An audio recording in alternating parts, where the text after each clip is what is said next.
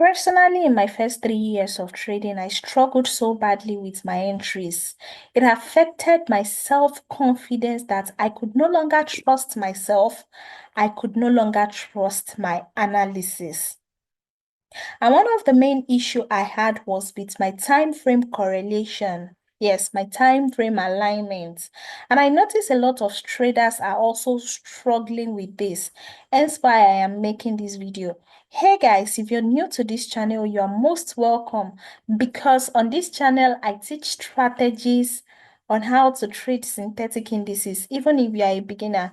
If this sounds like something that excites you, then do not forget to hit the subscribe button. So let's go straight into what we want to discuss today. Time frame combination and correlation.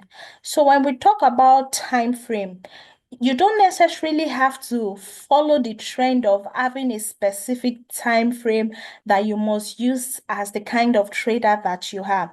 I am an advocate of know what works for you and work with what works for you. You have to backtest this and see how well it works for you before you just put it in your trading strategy.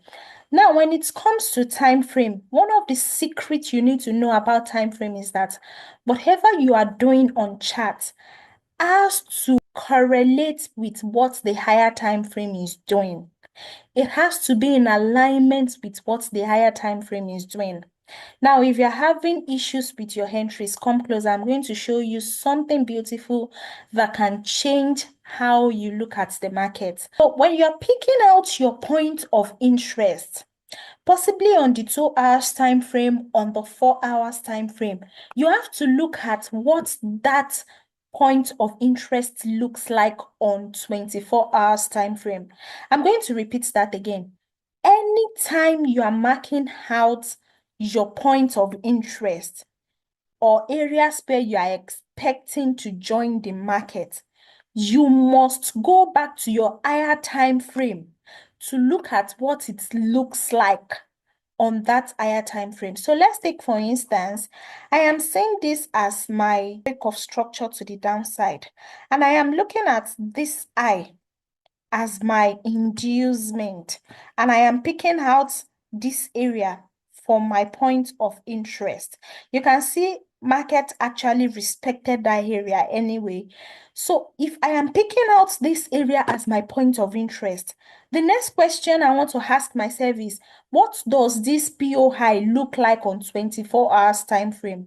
This is going to help you because some points of interest are basically liquidity for the higher time frame.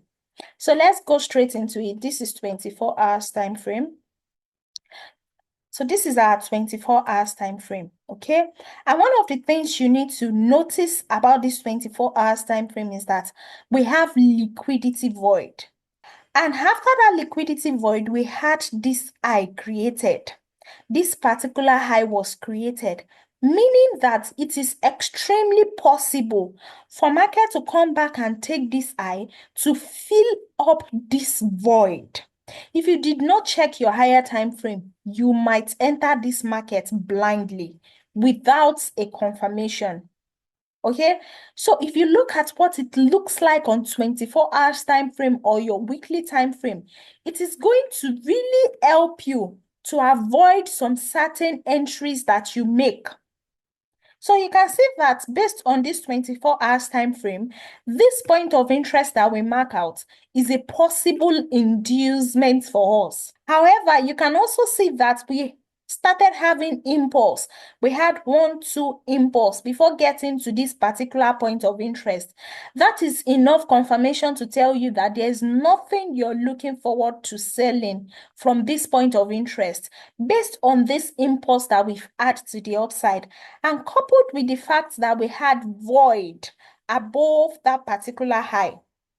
Let's look at another asset, and I'm going to show you this same thing. So this is volatility, 101S. Let's check the 2 hours time frame. All right, you can see that we had this impulse to the downside. Market has been giving us series of lower highs, lower lows to the downside.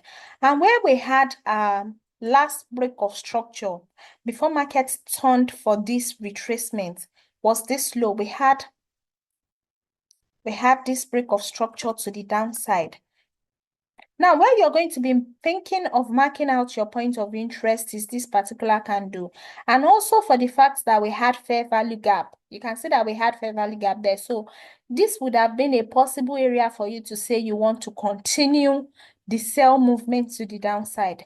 But let's look at the 24 hours time frame and see what that looks like on 24 hours time frame.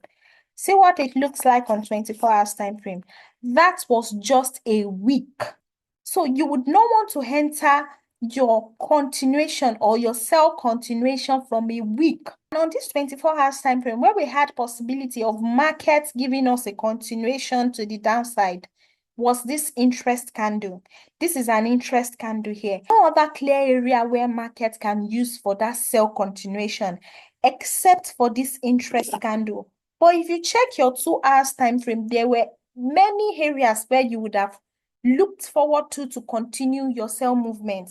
This is an instance. If I am making this analysis on the 2 hours time frame without checking the 24 hours time frame, I'm going to pick this out as a good point of interest for me, for markets to continue that sell movement, because this is a strong high. This particular high is a strong high, and you can see that markets created this high as liquidity. We did not get to 50% of this range. So I would have been expecting market to come back and take this high and entered into this particular zone. But let's look at what that PO high looks like on 24 hours time frame.